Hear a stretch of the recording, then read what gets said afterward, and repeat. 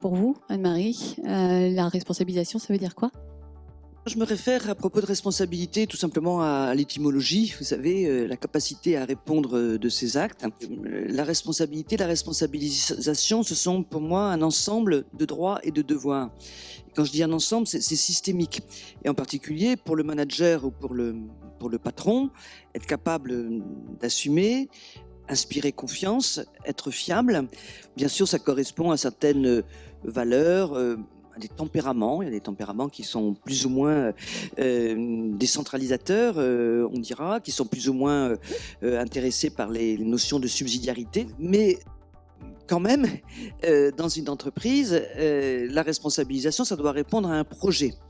C'est pas un truc en soi. Quand j'étais PDG de la RATP, donc 45 000 personnes à peu près, bon, à l'époque, moi j'avais un projet en 3 points. Le premier point, c'était de faire de la RATP une entreprise comme les autres. Ah, ça peut vous paraître un peu bizarre, mais une entreprise comme les autres, ça veut dire en particulier une entreprise qui est jugée sur ses résultats. Et qui dit résultat, dit évidemment responsabilisation. La deuxième chose, c'est que j'ai voulu faire de ces deux entreprises, d'une certaine taille, comme vous pouvez le voir, des entreprises de service. Et qui dit entreprise de service, donc service de mobilité plutôt que production de transport, vous parlez évidemment à la relation client, et la relation client, une certaine intimité, elle passe évidemment par la responsabilisation à ce moment-là carrément des personnes. Et puis la troisième chose qui m'inspirait, c'est que je voulais aller plus loin dans la continuité du service par rapport aux grèves. Et pour qu'il y ait moins de grèves, il faut prévenir les conflits, et pour prévenir les conflits, il faut qu'il y ait un dialogue social de qualité. Et pour moi, le dialogue social de qualité, il ne faut pas qu'il soit globalisant, politique au niveau central, il faut qu'il soit le plus proche possible de l'endroit où les problèmes se posent et donc peuvent trouver des solutions.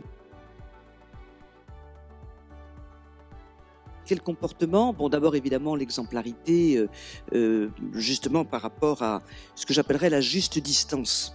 C'est-à-dire le patron qui fait irruption tout le temps après avoir soi-disant donné des responsabilités et des process et des procédures, etc., c'est la cata. Je veux dire, à ce moment-là, on se dit, bon, bah, il va nous tomber dessus, et donc c'est pas la peine de respecter les process de responsabilité.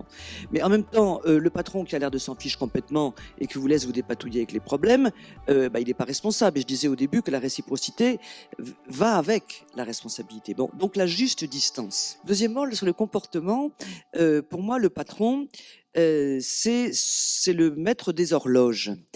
Ou plus exactement, celui qui assure la concordance des temps.